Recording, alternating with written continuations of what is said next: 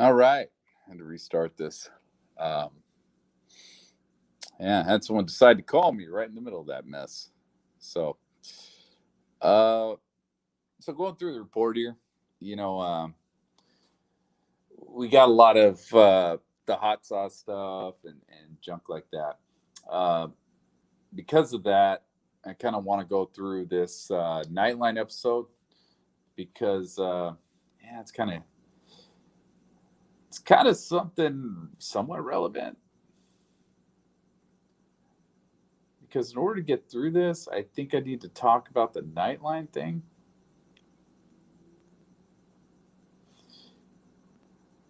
All right, so let's start this over.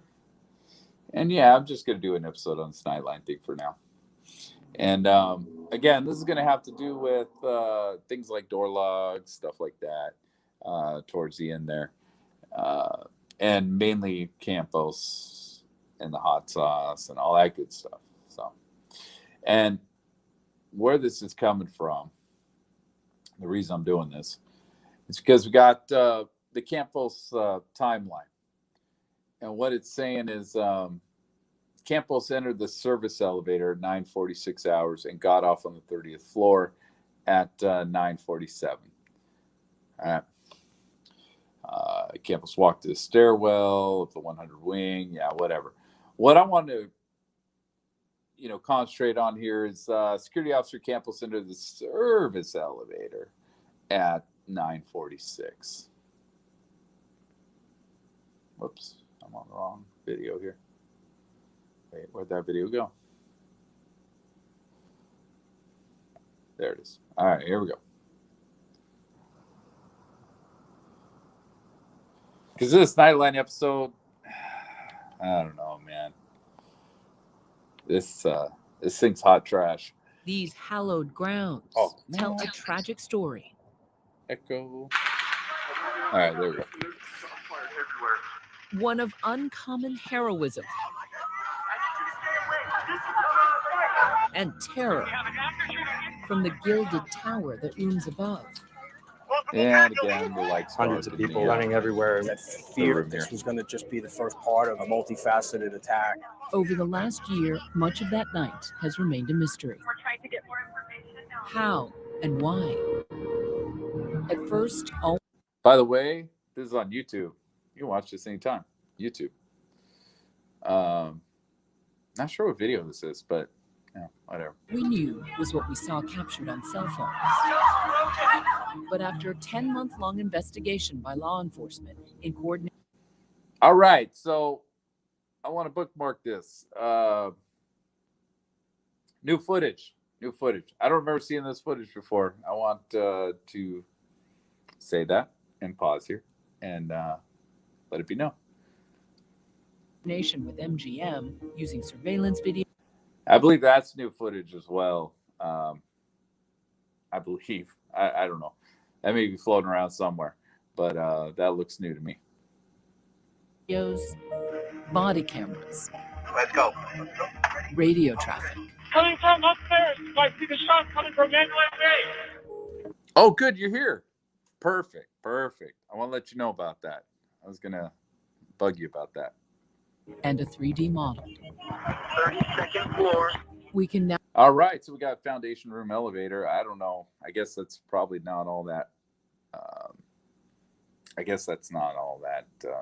New necessarily, but it does say foundation room elevator, which is interesting on that little thumbnail there.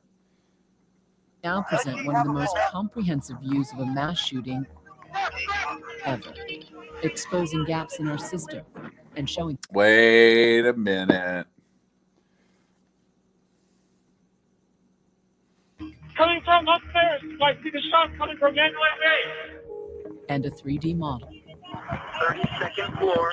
We can now present one of the most comprehensive views of a mass shooting ever. Come on. Exposing. There we go. Is that same footage?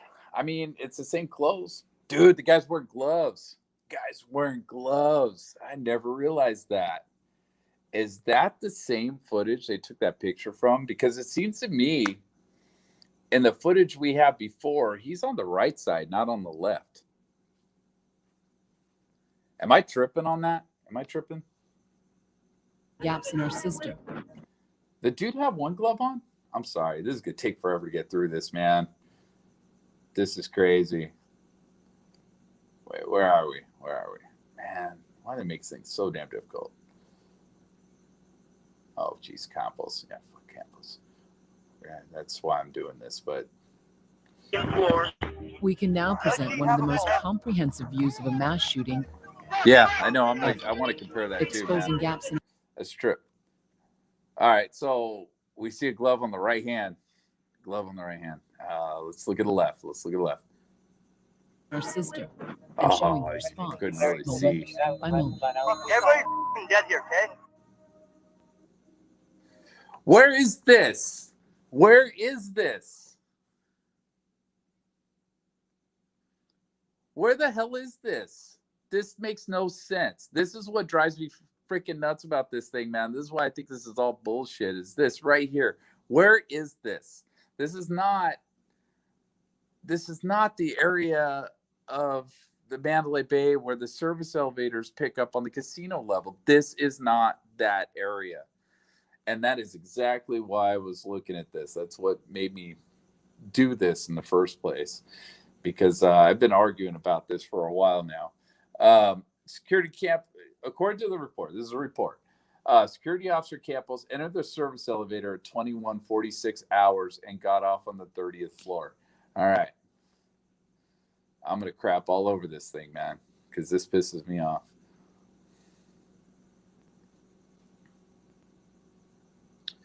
Okay, it's an employee area.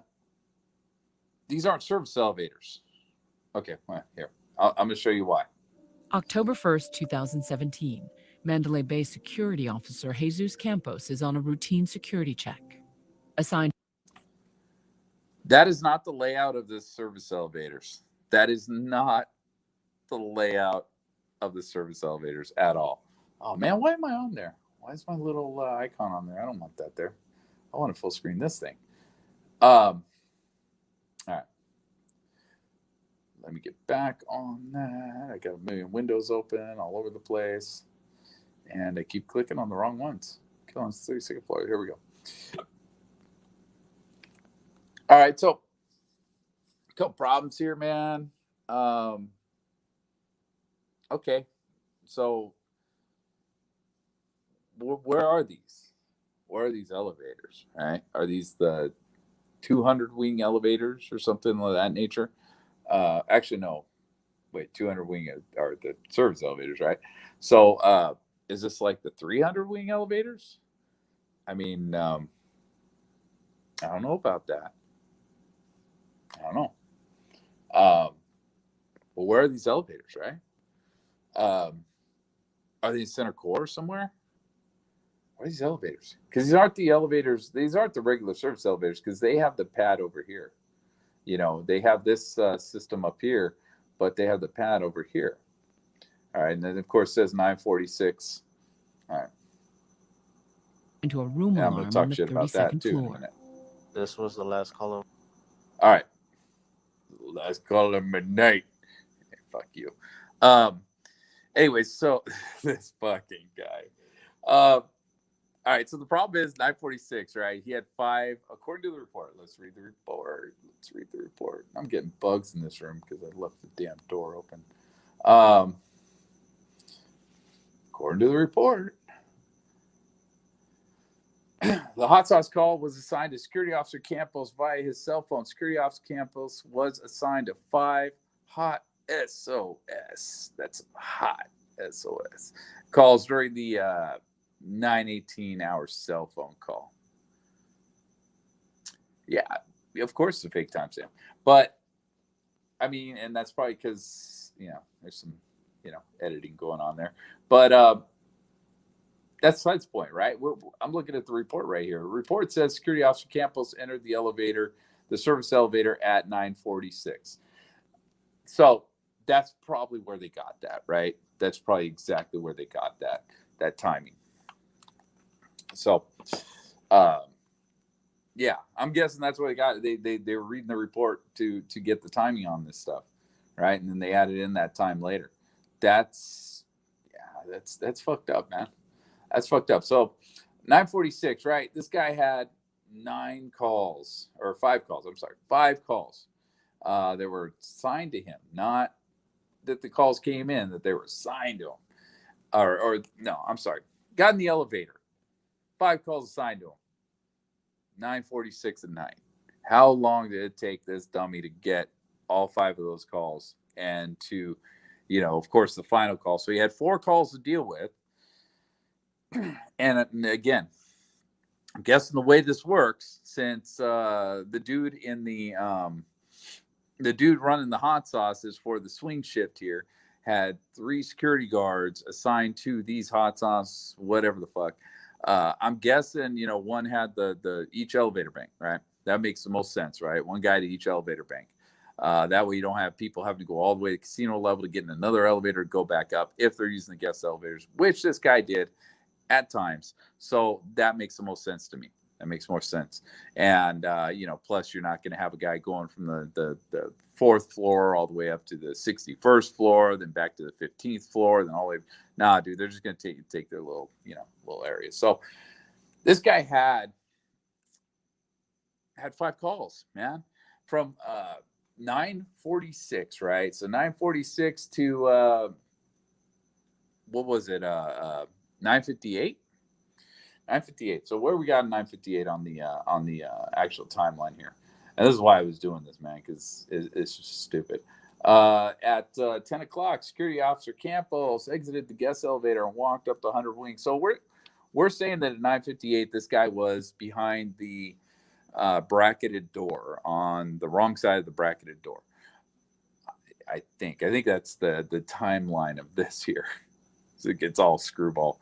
And I've heard a million different timelines on this, but so 9:58. If we're assuming that he's behind that door at 9:58, that means he took care of 4 calls. He took care of 4 of these calls from what time was it? 9:46 to 9:58, right? Or 9? Yeah, it's 9:58, right? Am I tripping, or it is 9:58, right? Because my brain's so jacked up from dealing with this last couple of days. So what is that, man? That's like what, 12 minutes? This dude's hauling ass, dude. This dude fucking hammered out 4 calls because it says this is the last call of his night, right? This is the last call of his night. It says on the report too. This report's hot trash, man. This whole report is fucking horrible.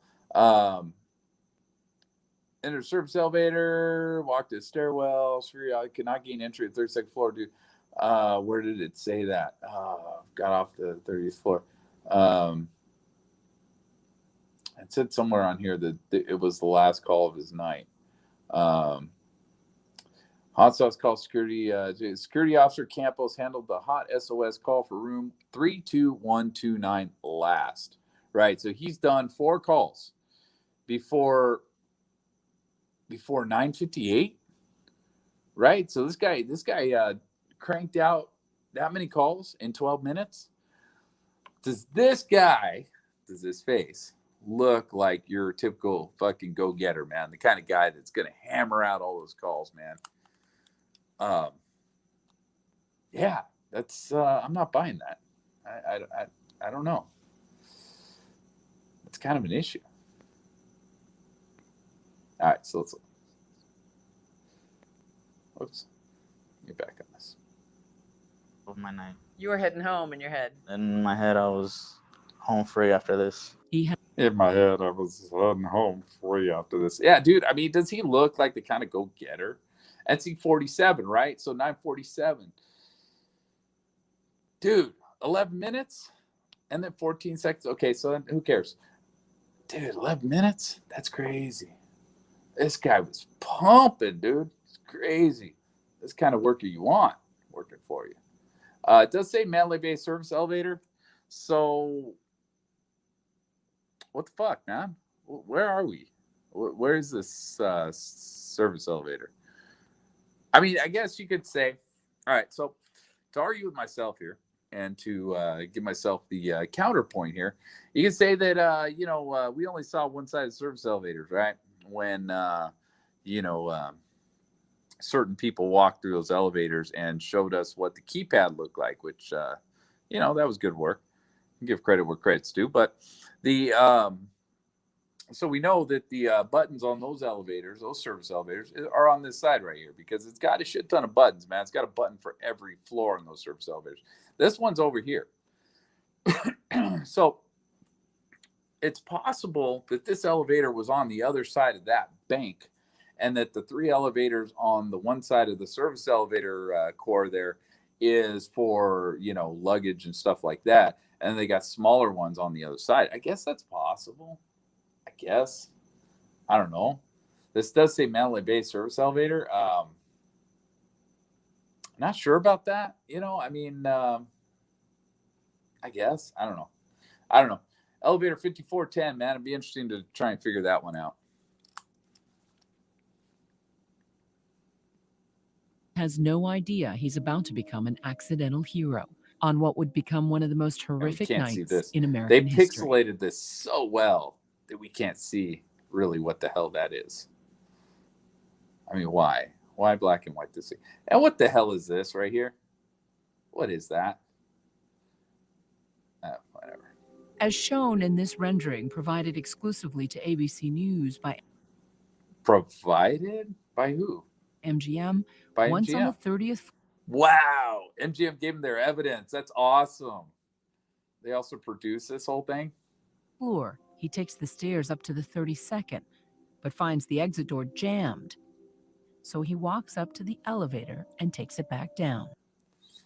All right. So guest elevator. Yeah, okay.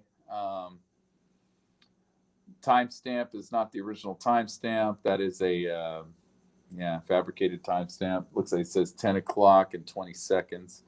That's what it's supposed to say, at least, which matches up with the report. So, yeah, the report says, let me look at it real quick. 100 wing, 34, blah, blah, blah.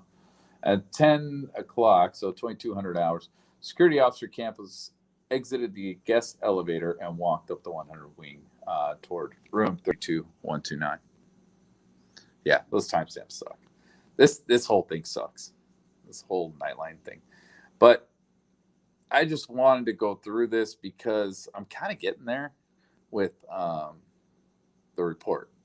And this does look like guest elevator. This is legit. This I believe foundation room and I can't remember what they called those weird rooms that they have, that one floor.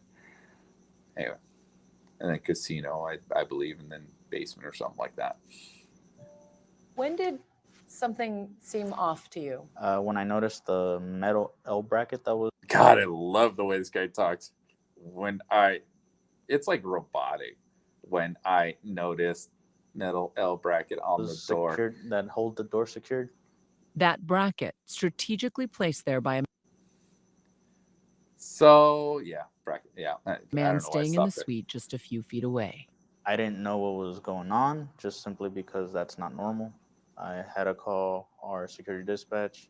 I was transferred to engineering dispatch.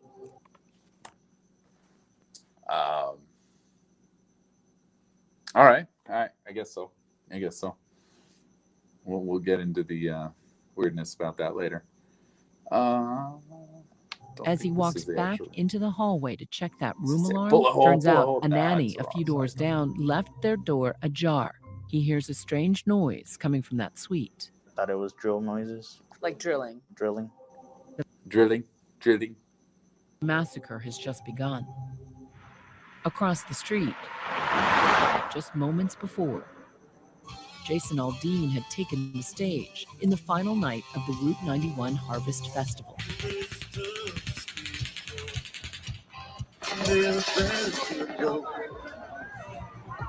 That song will never sound the same. Never.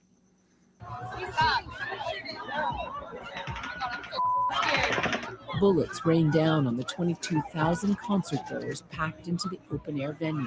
That's just a firefighter. I know, but why would you do that? Confusion mixes with panic. There's people just running everywhere. Nobody knows where to go. In under a minute, over 100 rounds are fired into the crowd. Concertgoers flood 911. There's numerous reports coming in. We have 33 calls holding. It's an active shooter. It's fireworks. Some dispatchers met with chilling silence. Hello, 911. Hello, 911. As the shooter launches That's an interesting call to pick out of the mess of interesting calls. his attack, back on the 32nd floor, Campos, who is unarmed, continues walking down this hallway. He passes a room service cart that the shooter has rigged with surveillance cameras. It's either that or the sound of the stairwell door closing that alerts the shooter. He fires through the door and I love how they throw their own conspiracy into this. I mean, whatever. They don't know. at Campos. I was struck and I went to get cover. I had to take a moment to realize what was going on. I'm just saying, this thing is totally rehearsed. Now, it could be that this dude is like goofy, and Mandalay Bay was like, you know, since you're going to be the face of our stuff, you're going to need to memorize this stuff, and we're going to tell you exactly what you need to say and how you need to say it so you don't come off sounding like a total idiot on the news because you are the face of Mandalay Bay at this time. Or, you know, something more nefarious.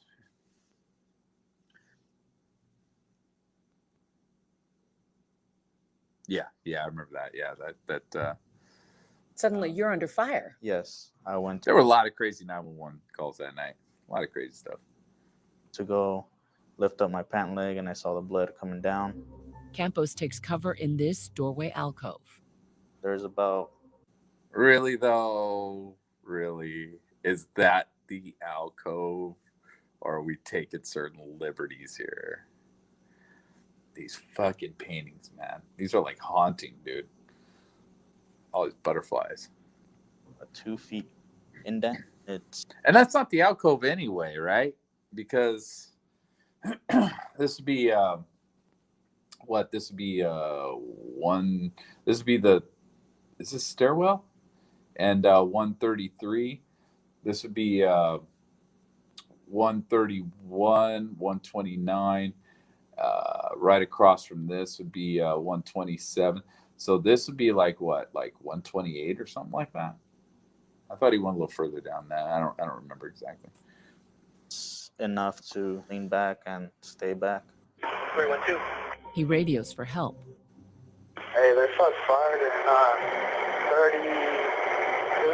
32-135. Is that awesome? Say he radios for help, and then we're hearing Chuck's voice. That's awesome. Awesome. The shooter turns back to the concert goers below and fires over 250 more rounds in the next 4 Dude, if that's what it took for you to hate Ellen, oh man, I'm sorry, because I've never liked Ellen. minutes.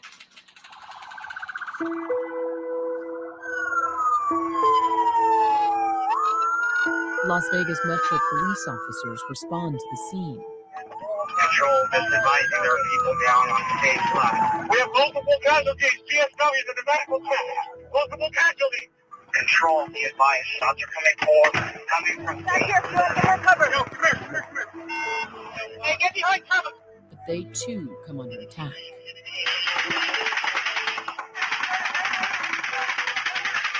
Can you see where it's come from? No. The officers are pinned down by automatic gunfire. Officer Brady Cook is shot. The moment captured on another officer's body camera. Now, I'm gonna say this, man. I mean, I don't bash cops very often, but and I'm not trying to bash this guy because this does suck. But of all the people got shot that night, this guy screamed pretty fucking loud. We're going down! Go to that wall! Up that wall! Go! Get over the wall! Wait, what do we have though? Did they say they have one? Two active shooters. The echo of gunfire through the strip leads to mistaken reports of shooters in multiple hotels. Just reporting a shooting at the Tropicana Hotel. At the Tropicana? Yeah, there's been a lot of confusion. We're not exactly sure where the shooting is. Police now concerned this may be part of a coordinated plot. Deputy Chief Andrew Why'd they show that video? That video's pointless. Walsh responds to the scene. What sticks with me is that fear, that pain in my stomach, that this was going to just be the first part of a multifaceted attack. There's an active shooter. Yeah, see, I'd be thinking that too, man. That's crazy. Can you imagine?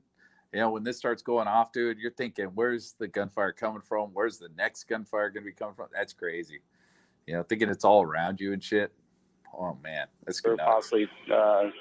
Possibly not confirmed terrorist related. The 3 shooters so far. We're getting reports of shots fired at Newark, New York, shots fired at Tropicana. We don't know if the diversion tactics or not. Back in the hotel, 2 key moments are happening almost simultaneously. Across the Mandalay Bay from the shooter's position, guards in the security office are getting news of what's happening at the concert. We have an active shooter. I walked down that hallway. I know exactly where that's at. That Hunter sent me down that hallway. An active shooter inside the warehouse. Watch as the officers head out and across the casino floor towards an exit door, thinking the threat is outside. Armed units only. Meanwhile, Stephen Schuck. All right, what do we got here? Mandalay Bay service elevator. Looks like we got I don't know. That panel don't look the same, dude. Unless I'm tripping. This should be over here. The button should be down here. Although I believe on the service elevators, the buttons were on the side here. This looks like it's angled. I don't know. That's weird. Not sure. Maybe I'm tripping, man. Maybe it's just a illusion. Maybe these buttons are actually on the side here. So 10:08. All right. Yeah. Looking good, man. Look at that hairdo. Looking good. This guy's looking great. This An guy's a stud. engineer is riding an elevator Dude, look at that cart. Holy shit. He's got a lot of shit on that cart. to the 32nd floor in response to Campos's earlier call about that L bracket. Pushing his maintenance cart, he walks out of the elevator and straight into danger. I started to hear the shooting out. Okay, yeah, I was wrong. It's just it's kind of the way the illusion is. This is what the service elevator should look like, right? Of course, this is a different elevator. I believe the other one's like 4910 or something like that. But this is what the elevator should look like. They should have a panel on the side. I didn't realize this was up here. I thought this was over here. But yeah, it should be a large panel like that goes to every floor. And straight into danger. I started to hear the shooting out towards the crowd. Well, I didn't know that at the time. I Grew your hair out a little bit, man. You need to fix your little lines here. Do a little shaving on the side. had no idea what was going on at the time. What did it sound like to you? It sounded like a jackhammer because you never expect to hear something like that. I just like that, dude. Sounded like a jackhammer because you never expect to hear something like that. It's like so like mechanical the way these guys are talking on this, but you know, whatever. I'm sure they probably rehearsed this a couple times. To him, I said, get cover, it's not safe. At that moment in time, there was more rounds being dispersed. Dispersed? Who talks like that? Who does that? Dispersed? I mean, come on, dude. You're not a Navy SEAL here. You're not a cop. Just straight up, dude. Dude starts shooting at us. Suddenly, Shuck himself is under fire. Speak Something English. hit me in the back as I was jumping in the cover. At the time, I was like, oh, you know, I might be shot. So what you hit you in the back, man? Wouldn't you want to know that? Like, wouldn't you be, like, interested in what hit you in the back?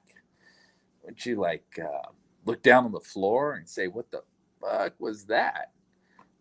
Oh, I would. I mean, I guess maybe he thought there was a bullet in his back and he didn't think there'd be any debris. But yeah, it's weird. All right, so Campos. Yeah, I think they had him right here when they were talking about earlier. He was in this hallway. I think they had him down here. Yeah, who cares? And a gun up here. Someone's firing a rifle This on whole the thing's 32nd stupid. floor down the hallway. Those men from the security office hear Shuck's alert and Actually, since we got a map here, man, I want to say this. I want to talk about this. I want to look at this. What are you doing? Okay, there we go. and hustle Man, towards these the like elevators. scenes are so fast, dude. I thought They if put I a don't lot of come out of clips this into hallway this. alive, I wanted to communicate for Metro and first responders to get up there because this is where the shooter is. Oh, you're such a fucking Every second hero. that Campos and Shuck are under fire on the 32nd floor is a chance for the concert goers below to flee. You hear that? They're heroes. These motherfuckers are heroes, dude. They were taking gunfire so the people downstairs could like get out of the concert and shit. This is amazing, dude. These guys are fucking heroes. What?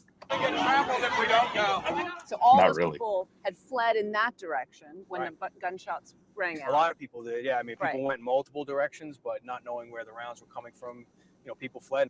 For Paige Melanson, running was an agonizing choice. She and her mother were both shot. We rolled her over, and a retired firefighter came over, and he told us that we had to go. He said that if we wanted to live, that we needed to go. I looked into his eyes, and he said, "You need to go." So I did. We were jumping fences, jumping walls, going through. We ended up in the Tropicana. Paige and her sister fled, leaving their mom, Rosemary, behind in the care of a stranger. Once I was shot, I fell down. Stephanie and Paige were hanging over me, saying, "Mom," just screaming my name, "Mom." And next thing I know, my body just floated up. I could hear the gunfire. I could see everybody. I could see my own body laying down there. Oh shit, there's the Hoover copter. Oh man, there's the evidence of helicopters. Yeah, I don't know why they black and whited this stuff, man. I don't know why they're doing this. The next thing I know, I was in heaven.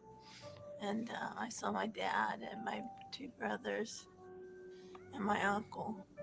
And it was so beautiful. It was so beautiful. You didn't want to come back. They just told me, "It's not your time, Rosemary. You got to come back. It's not your time." So next thing I woke up, I was on a gate that they put me on to drag me to the ambulance. You remember that? Yeah, but only like 20 seconds of it. And then the rest of it, I don't remember nothing. That retired firefighter kept his word, getting her to safety. Come on, guys!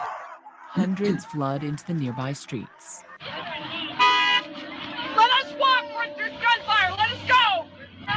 Is she shot too? Where they set up makeshift triage wards. I'm going to sit down and get on my knee, okay?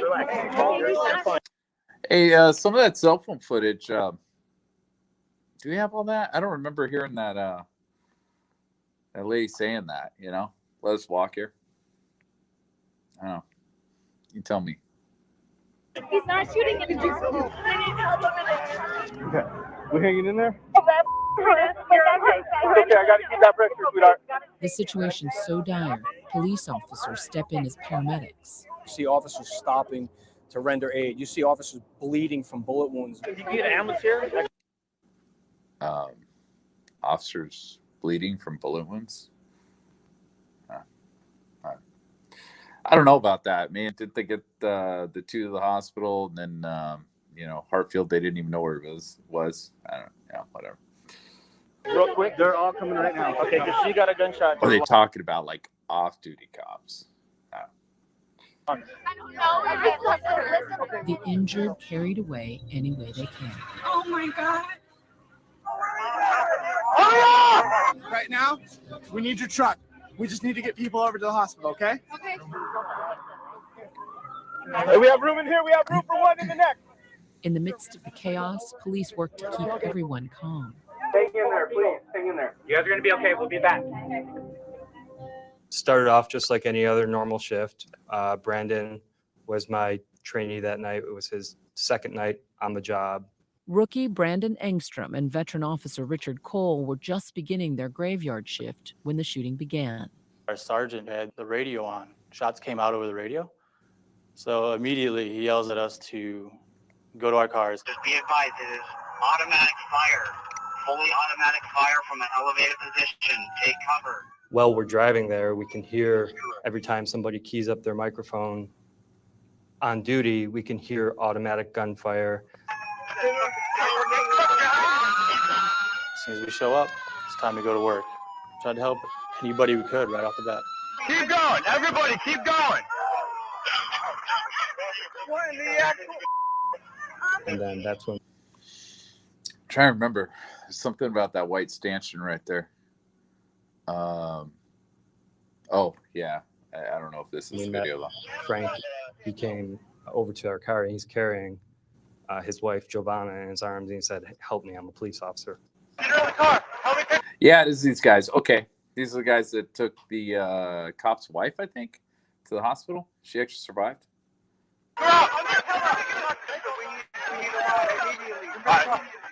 That's why I say in the white thing, man. That's I read that in the article. Lifeless.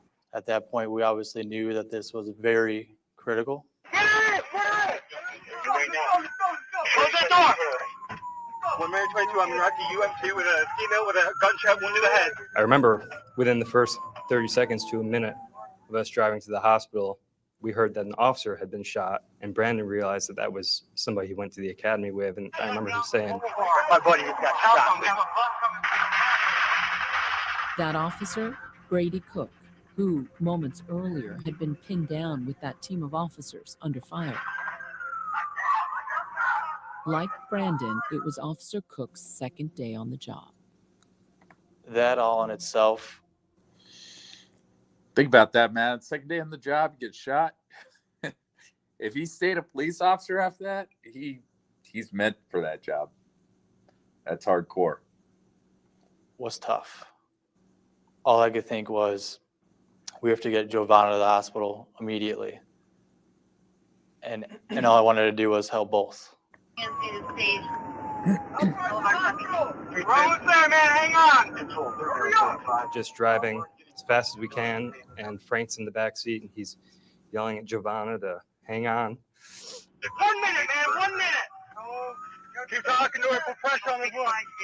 Make sure you're doing chest compressions, man. I remember banging on the window, and I hear Brandon in the front. He's telling me to, hey, keep doing chest compressions, and we're almost there.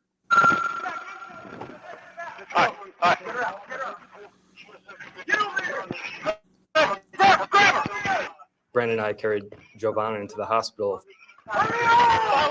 At this point, see, since they blurred that out, I was thinking that person didn't make it. So I was trying to figure out who that was. But yeah, I was schooled on that. I was schooled on that hard. She had blood. She was bleeding everywhere. Like her entire body was covered in blood. And we carried her into the emergency room. And I just remember yelling, hey, I have a gunshot wound to the head. Where do you want her?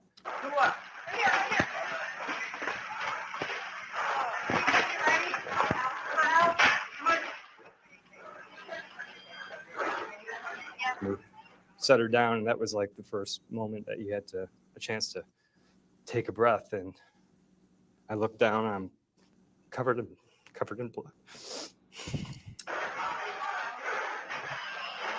I looked at Brandon. He said, "What are we doing?"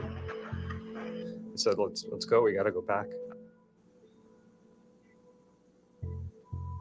Shannon, call the police. Someone's firing a gun up here. Someone's firing a rifle on the 32nd floor down the hallway. All right, so here we go.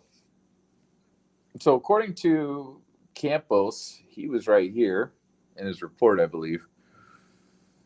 But then the argument was made that while he's sitting in this, he's looking across and he's seeing the numbers over here. And when he went to do the report, those were the numbers he remembered. So when I get to that report, of course, let's see, stairwell, 133, right? Wait, no, stairwell, 133. And then we got 131, 129. So here's 129, 130. He chucked a bunch of rounds down this and landed 11 of them right here. And that's going to be interesting because the line of sight on that is very slim. I mean, this kind of does it justice. So that's crazy. That's insane that he was able to hit that much, hit on that target right there. Because supposedly Campos, I mean, according to, I believe, his story, I don't know, I'm going to have to go and get through it here eventually, but I believe Campos said he was in front of 129 when the shooting started coming down the hallway. So, and that makes sense, right? Campos right here. You've got 11 shots right here. They're hitting that alcove. But again, you know, the majority of these shots came right through this door, and that is a very, very crazy ass shot right there through a blind door. But anyway, I'm not going to throw too much on that. The majority of the shots hit down this side of the hallway. Very little, if anything, actually hit on Shuck's side of the hallway. We had 11 shots land right here, and then to my memory, we had 6 that landed right here out of the 32, and that's where the bullets landed. That was their destination, I believe. I forget what they called it, lodged. So, you know, the rest were up and down this hallway, the center. Some were hitting over here, a couple hitting, I believe right here there were 2 shots that hit right in this wall right here. And so realistically, it's the only thing could have hit Shuck in the back is something that splintered off of this wall and went and slammed in the back. I mean, it could be like part of a picture frame, drywall. Realistically, who knows? But it had to hit him with a lot of force, man, because your adrenaline's got to be going, dude. You got to be just fucking losing it in your mind. So, you know, in panic mode, right? And something hits him in the back hard enough with enough force for him to actually feel it during all this chaos and madness.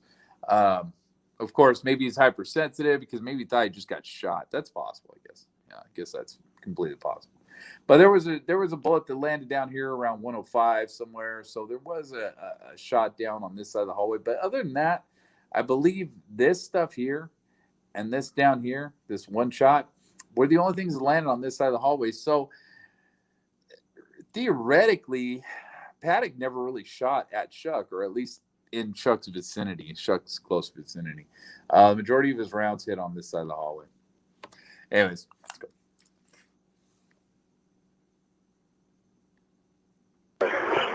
Control units responding to 32. Inside the Mandalay Bay, Stephen Shuck, the engineer, pinned down on the 32nd floor with security guard Jesus Look at that grin. Look at that guy. Campos, have alerted authorities to the shooter's location. Watch for weapons of the people coming out. We're still on the dock right now. Police spread out, sweeping through the hotel, looking for other threats. You got 2 behind you already.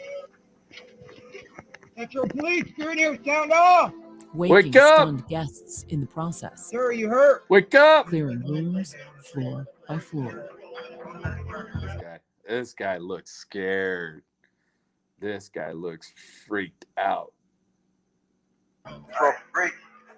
Metro Police, put your hands up! There's an active shooter in the hotel, okay? Stay locked in your room. Thank you. Thank you. Wake up, fucker. Hey, thank you, man. We're out of here. Yeah, 1,400 people. 10 minutes have passed since the first gun. I'm not even sure where this is, man. Not sure where this is, what hallway this is. I thought it was like Excalibur or something weird like that, but I'm not sure.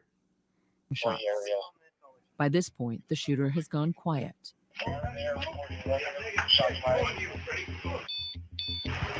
On the 32nd floor, Shuck and Campos escaped to safety as police and security worked to get the guests out of their rooms. One coming down. So Go, bad. run. What is that card? I don't know. That's why you're not going any farther.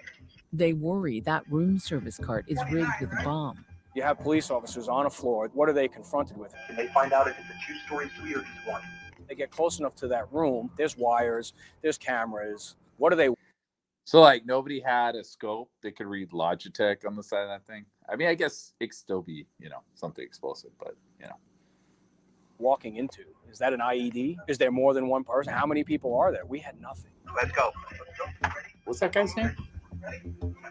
Is that an IED? Is there more than Andrew Walsh? I don't remember seeing him in the reports. Deputy Chief. Huh. All right. one person? How many people are there? We had nothing. Let's go.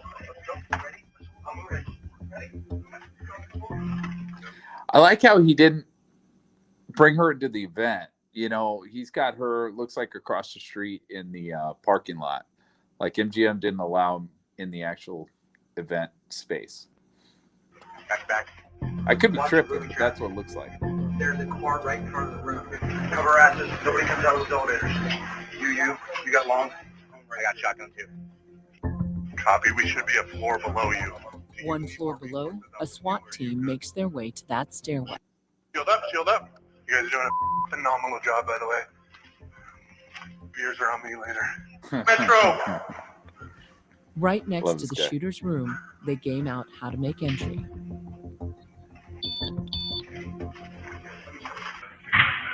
They force open that bolted door.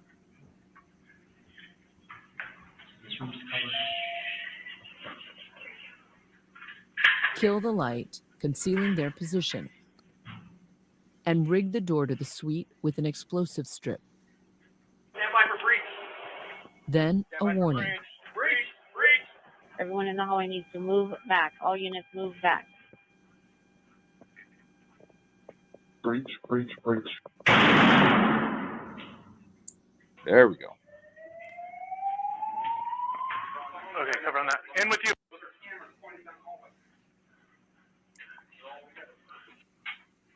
Clear. They find the shooter dead by a self-inflicted gunshot.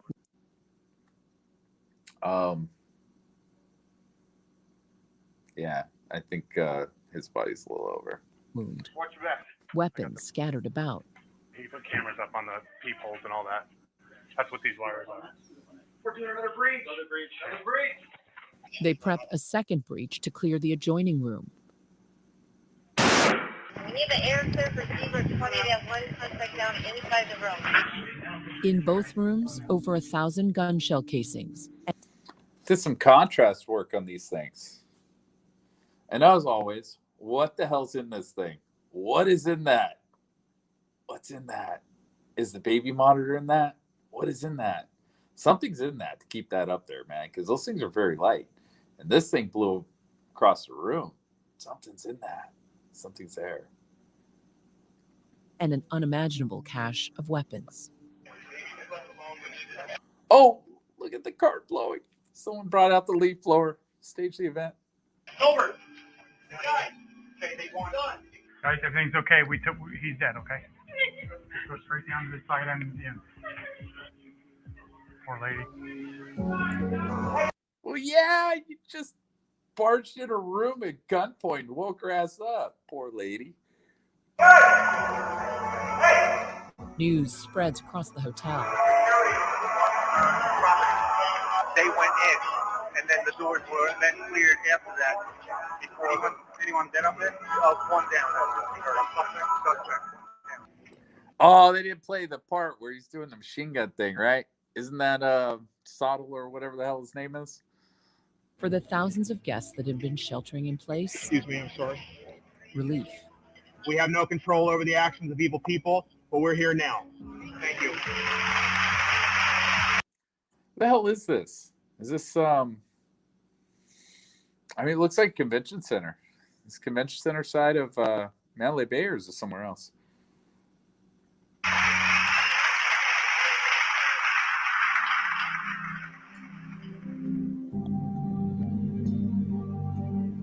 A devastating national tragedy in Las Vegas, claiming 58 lives and leaving hundreds injured. As a nation, it's as if we've grown desensitized to the horror of mass shootings. What We've grown desensitized to mass shootings. The fuck kind of statement is that? Are you kidding me? But the Las Vegas massacre seemed different. The deadliest mass shooting in American history. The shooter from his perch high up. Oh man, I want to see that. But all right, so the window, right? I mean, well, not conspiracy, speculation here. I'm thinking this guy only had to break out about that much to start, right? The hammer changes places. The hammer goes from here at the beginning of the shooting to over here and then back over here. Why would he bring it back? And, you know, speculation I've always used on this, you know, based on that hammer actually coming back into this room, is that it's possible, like right below this piece here, man, he could have cracked this out right here, which would have made his job, well, made what he's doing a lot easier, right? Because at that point, you know, if he's got this lined up perfectly with the venue, as far as how far back he's standing, of course, the gun's probably going to be at shoulder height. He's probably not sitting in glass or kneeling down in glass. It's probably going to be at shoulder height. He's probably going to be back a few feet from this window. And so at that point, all he has to do is line up sight in with this little, you know, this little area right here with the venue down below. And at that point, all he's aiming for is this area right here. 2 feet, 3 feet, 4 feet, 5 feet in front of him, whatever it happens to be, however far he happens to be back. All he's got to do is just sight in right there, man. He doesn't have to shoot at the venue. He doesn't have to aim at the venue. He doesn't have to do anything like that. Those red dot sights are perfect for this, right? Because this area would have been fairly large, but at the same time, he would know if he sighted in, you know, right, if he was standing in the right area, all he would have to do is make sure that those bullets went out that window. If they went out the window, they're going to land in the spot where he needs them to land. Of course, he's probably going to aim a little high at times, going to hit out some of this stuff up here, but it doesn't matter, right? It really doesn't fucking matter. Later in the shooting, of course, then people are running. Now the sight line's going to get a little fucked up, you know, but when you got a little piece of window like this and the guy's standing a little ways back, you're not going to see muzzle flash, man. Even if it's there, you're probably not going to see much of it. You know, but then later, of course, in the shooting later, that doesn't work out because then you got him breaking out even more of this window. That way, you know, as people are running, now he's got to shoot even further out. You know, he's shooting the opposite side of that venue. This little square right here that's shooting right directly into the venue isn't going to work any further. So that's always been my theory as far as that goes, my idea behind that. And, you know, for me, the reason that the hammer, you know, changed rooms. So, you know, and then you got some piece of glass here. If you look at the, I believe it's the stuff on the night, you know, during the night, you got some more glass here that hadn't fallen yet, that was still sitting right here. And in some of these pictures, you know, it's gone. So I'm guessing the glass that you hear from the officers walking down below was some of this stuff here that got splintered. And then just eventually with the blowing of the curtain eventually blew that glass right out that window and knocked it down below. Anyway, let's move on. Up and far away, exposing the fact that nowhere is too far or too secure for a bullet's reach. Yeah, you know, they keep framing this like that venue's a mile away, dude. It's not. It really isn't. It looks so much closer from I mean, at least the roof, you know, top floor up here, you know, because this, I believe up here, this little ledge here on the other side is a balcony. And that's where we were. Actually, it's right here. This is, I believe, the foundation room. So, you know, looking down from the other side of this to the venue, it's fucking close, man. It looks close. For days, the festival grounds remain frozen in those moments of terror.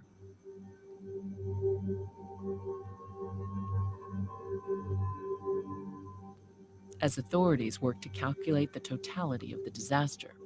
It's hard to comprehend what happened, even to this day. The final toll, staggering. 58 dead, over 850 injured.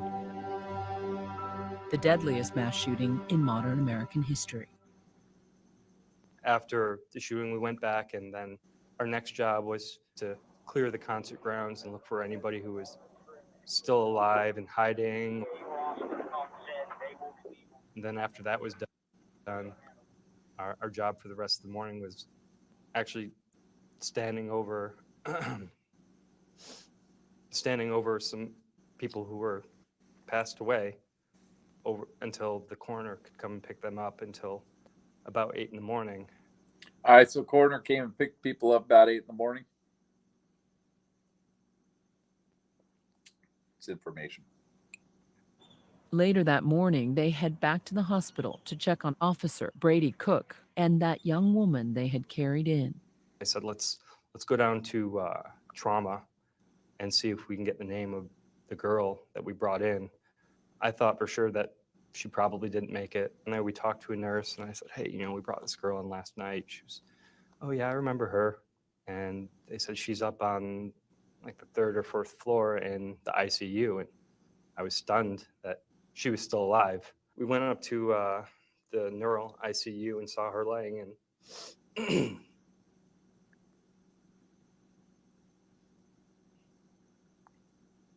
Going to the hospital and learning that she's actually still alive was kind of like sunshine to a dark day. I saw it in their face that they were hurt by this, and they could, and I kept telling them, hey, be proud, you guys got my wife here. For Frank and Giovanna Calzadias, their swift actions meant the difference between life and death. There's nothing but love for those two guys. Yeah, for sure. I'm speechless. I don't know what words to say to them, that I'm grateful. They saved my life. In the days after the attack, the dark portrait of the man at the center of the massacre came into focus. The shooter, 64. The fucking picture, man. Facebook, Mary Lou Danley. Is that where they got this? From Facebook? Or is that from somebody that went and scrubbed her Facebook and threw all this crap on 4chan? And somebody ended up getting a hold of it. I didn't know this came from Facebook, supposedly. I kind of guessed, but I didn't know they had a tag. 3-year-old Stephen Paddock, a retired accountant and real estate investor, at one. Why does this lady put a picture of him with his eyes closed? That is a terrible picture. That's a horrible picture. Like, this picture's got to be more about her than him. And I know, the Photoshop thing about this. I understand that. And I got my doubts as far as how real this picture is, especially with the, nice fancy tattoo on his neck or whatever the hell that is. Anyway, why would you do this? Why would you put a picture of your boyfriend with his eyes closed? This is a horrible picture. It's a terrible picture. I mean, I guess probably for her. I mean, you could just edit his ass out of it, but whatever. I don't know. A retired People are accountant weird, man. and real estate investor, at one point a net worth of just over $2 million. Oh, man. It looks like June, but I can't tell. Oh, man. Can't tell what that calendar is. But the scale and scope of what he did and... All right. Yeah. Okay. Do we sell bodies? Yeah. Should be one there. Yeah. It looks like we might have some of the bodies taken out, but not all. Is that what we're doing here? How he did it remained a mystery. September 25th, 2017, Here we go. security Timeline. camera footage captures Paddock arriving at the Mandalay Bay Resort and Casino. Yeah, you see that as they zoom in, this time down here disappears, man. So, that's why a lot of these timing, as far as their doctored up timelines, stuff like that, they're going to have to at some point, because if they're going to zoom in on this stuff, they're going to lose the time down here. 6 days before. That looks like, I know gender things are a big deal right now, but that looks like a female to me. And that should be Jay Wheeler. For the attack, he's a high roller, a regular at the hotel. He was a very typical. Okay. Accordion doors. Yeah, it's legit. Hey, LVSA, if you're listening to this, have we seen this footage before? I don't seem to remember this footage before. And right hand, look at that. Hitting the buttons with your right hand. How's that? Guest. He was, in our estimation. What do you have in his hands, dude? Was that right after he came back from the convenience store thing? The lowest risk type of individual. No alarm bells going off. Paddock checks into a suite on the. That's not him checking into a suite. That's him at the VIP counter, or at the counter in the high limit room. This is the high limit room. There's a counter they got in there. This is not him checking into anything. The 32nd floor, and he's given the VIP treatment, allowed to bring his luggage up through a service elevator. There's a chest. It's the ice chest. It's open, so whatever's in it, it can be seen by anybody. Now, I'm guessing this is that big ass blue bag. I'm guessing this is where a lot of the rifles would have ended up coming up in, mainly because it's huge, and he had a lot of rifle bags, which means, they're soft cases. So I'm guessing these rifles came up complete, as opposed to being broken down, but I could be wrong. He just looks like a middle-aged guy with a lot of luggage going up to. Yeah, they didn't even let him in the venue, right? Or is this the venue? Am I tripping? Are they across the street? Or are they in the venue? Maybe they are in the venue. Yeah, I'm tripping. Nah, because you don't have the dirt floors in the venue. Nah, that's the venue. I didn't even let him in the venue. I didn't even trust this chick in the venue. What the fuck? To a room. In the Mandalay Bay, a sprawling metropolis of restaurants, nightclubs, and over 100,000 square feet of gambling, he is only one man in a sea of thousands. Over the course. Yeah, I think we had that footage. Of the next 6 days. Do we have this? I only seem to remember 2 instances of him being in a white shirt. So, do we have this? Imagine meeting these people and then seeing this footage later thinking, oh my God, we walked right by that guy. Under the ever watchful eyes above. Looks like same shirt. What day? We don't have a date on this. It's all jacked up. Yeah, you can't really tell. Looks like 29th. Possibly 29th at 6. Yeah, all right, whatever. Yeah, I think it was 29th Paddock when he moves changed his about shirt. the hotel. Back right here. All right, so LVSA, if you're on this again, check this out. Mandalay Bay Elevator Bank. So I don't know if this is part of the. I don't know if this is part of the footage from the New York Times thing. I know there was stock footage from that New York Times thing that had a little bit more to it. I don't remember seeing this timestamp, which this timestamp is, it's all right. Yeah, I mean, that fits into the timeline. He's known to gamble tens of thousands.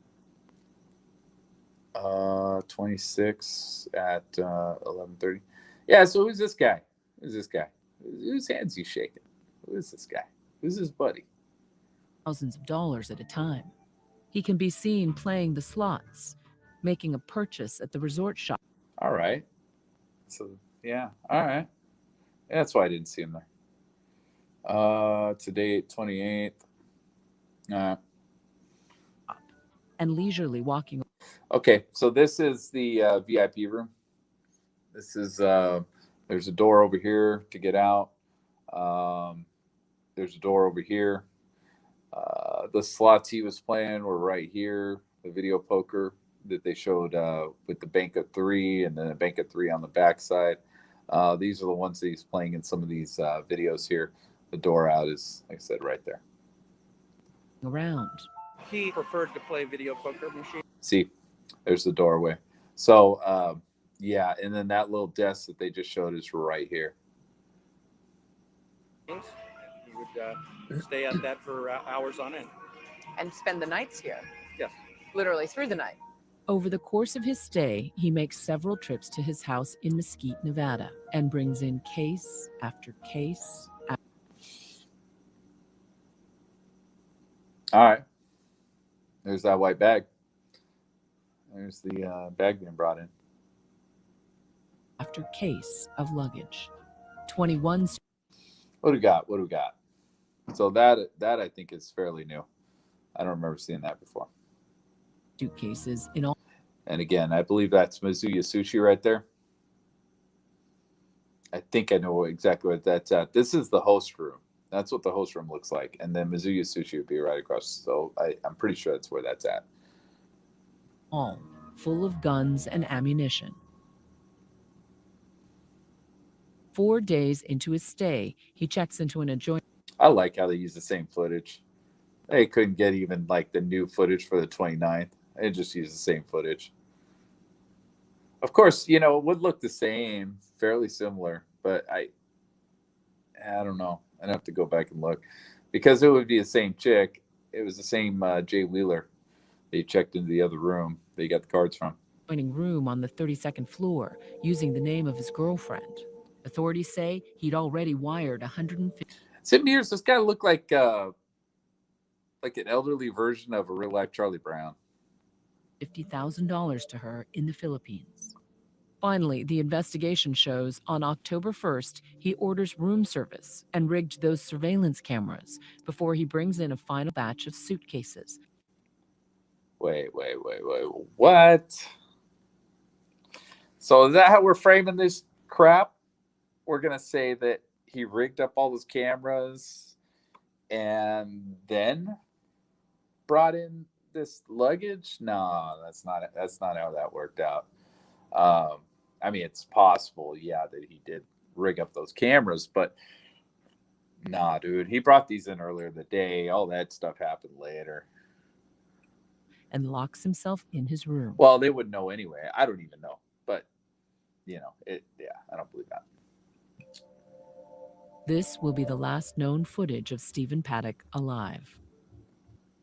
And that revolving door is no longer there, thanks to COVID. There's, this is now a door like this, right here. Since the night of October 1st, the story of what happened in this hallway on the 30th. Is that supposed to be a bullet strike? Is that what that's supposed to be? Or did they cut something else out of that?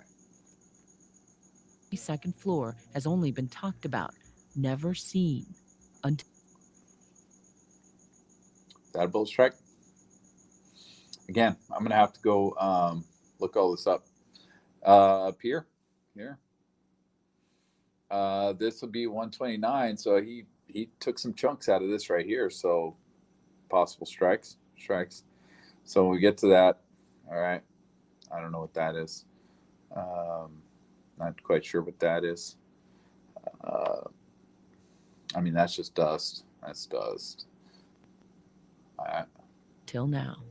Jesus was coming here to check this door, which had been left. 129. Yeah, see, so he shot down here into, supposedly, it said the wall of the alcove, but I guess they must have been talking about this right here. Because I don't think that's in the report. I think this alcove, which is right here, was where they were, saying the wall of the alcove. I don't know. I'd have to go back and read it again. But little mark there, which I don't think is some we're looking at. Those might be just shrapnel or something. Because looks like they tried to take the entire bullet, so they probably dug the bullets out of these walls. That's why they're re-drywalled. The jar. Oh, and there's a picture of the whenever they did this documentary. Those are the what the keypads look like. So they look the same when I was there. By a nanny who wanted to check on the kids across the hall. Chunks of wall. Yeah, look at that. Holy shit, he really did hit that a bunch of times. That's kind of crazy. Yeah, that's insane. That is insane right there. Because he doesn't have much of a view of that. I guess, yeah, okay. All are missing because... Wow, look at that. Whew. I don't know where that is, though. It's been taken out as evidence because shrapnel and bullets were flying down this hallway, shot from all the way. I'm going to have to go back through this. So that's 129. Door, which had been left ajar by a nanny who wanted to check on the kids across the hall. She was over here, homie. You got your story jacked up. She was over here. The kids were in that door. Sorry for the crickets, by the way. Chunks of... Okay. Guess that's 129, I'm guessing. Wall are missing because... Not sure where that is. It's been taken out as evidence. Oh, man. I think I said 125. I believe. But, I mean... So we have our backs to the door. Is that what we're doing here?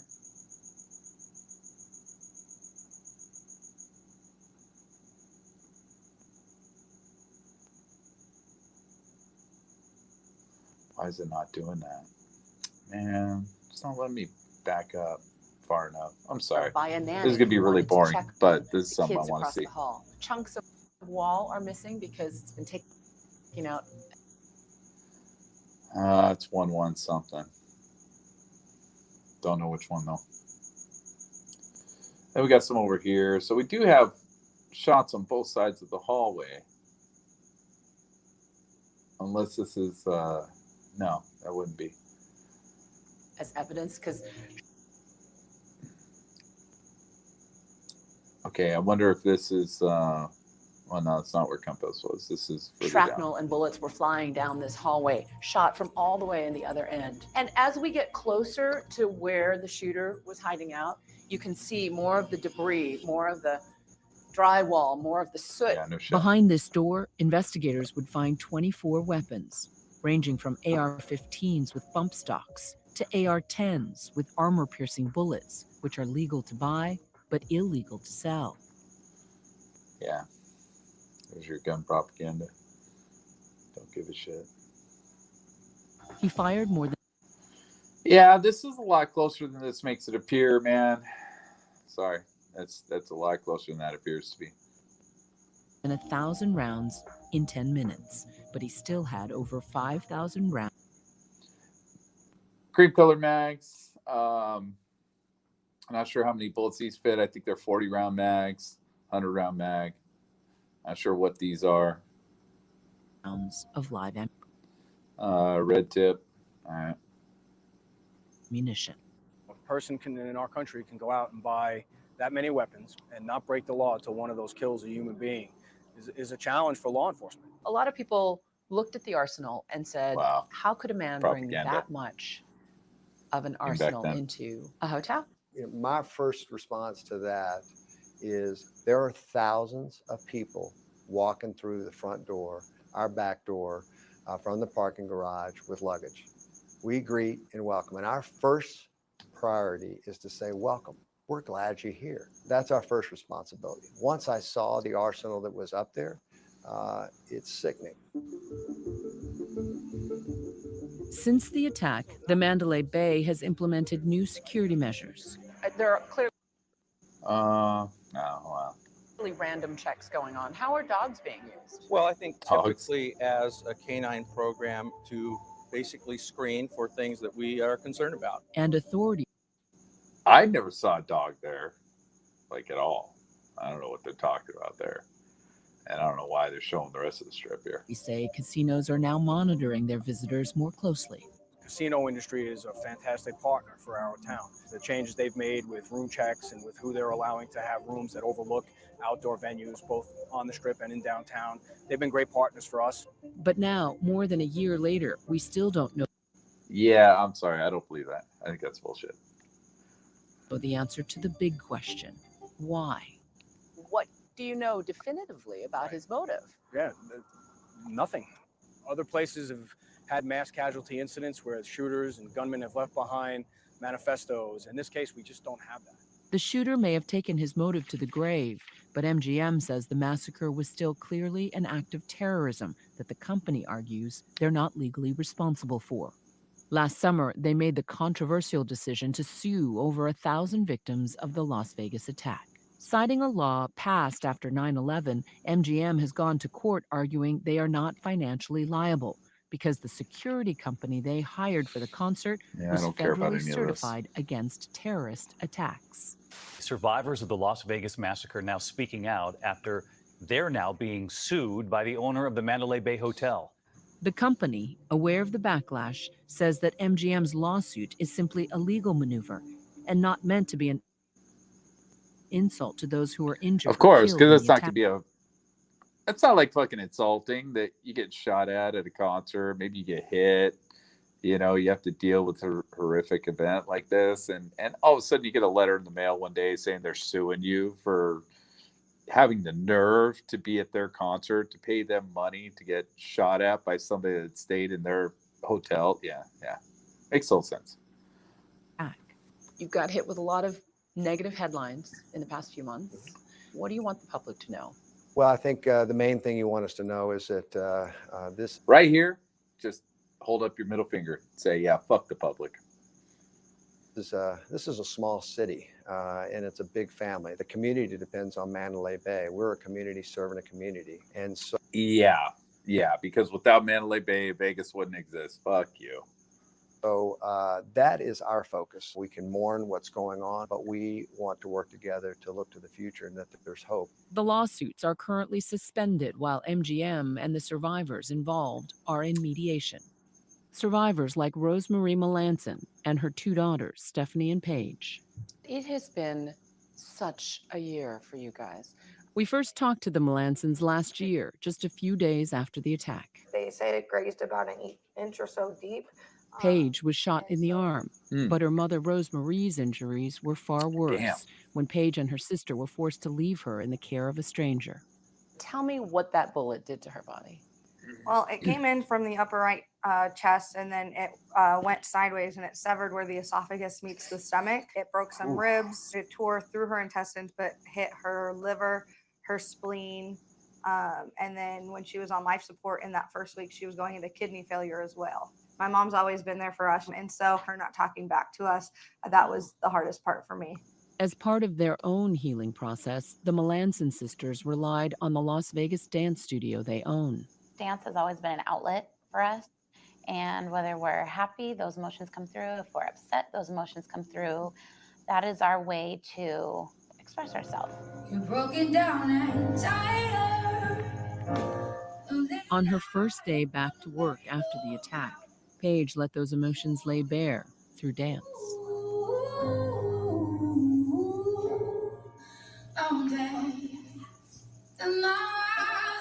I chose the song Rise Up. It just felt so good to move again and so good to interpret, what I had been feeling over the last 3 weeks. What were you feeling in that moment? Relief, because doctors had said that, it was going to be a long road, but my mom was going to make it. Okay. Going downstairs. After nearly a year spent in and out of the hospital, Rosemarie is heading home for good. We're gonna miss you, girl. Everywhere else. We want you to take care of yourself. Yeah, you can take the bath again. But the road to full recovery for Rosemarie will be a long one. Just last month, The Department of Justice allocated close to $17 million to assist those affected by the shooting, money that could help families like the Melansons. What did you? Yeah. What about the $5 million that they collected? Was it $5 million? I think it's $5 million. Yeah. Wonder where Learn that about went. your wife through all this. Well, I don't know. I think that $5 million Sisolak got. Not sure. Sisolak and the sheriff.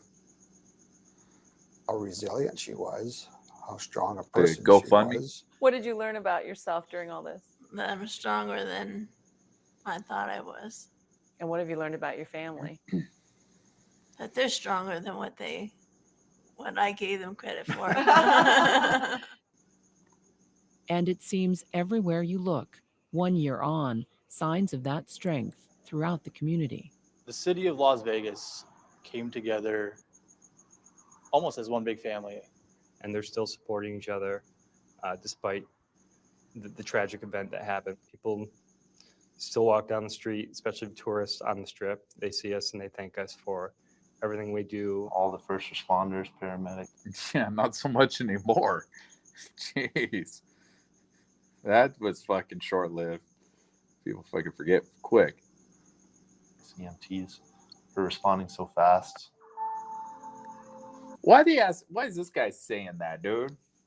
You're up in the room, dude. There were no EMTs and shit like that. Fuck you asking this guy a question like that for? Why even using his narrative? Fuck that guy. And also the people on the ground that were getting injured people into their vehicles and taking them to the hospital.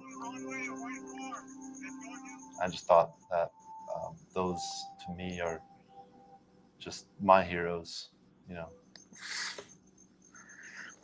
Oh, shit.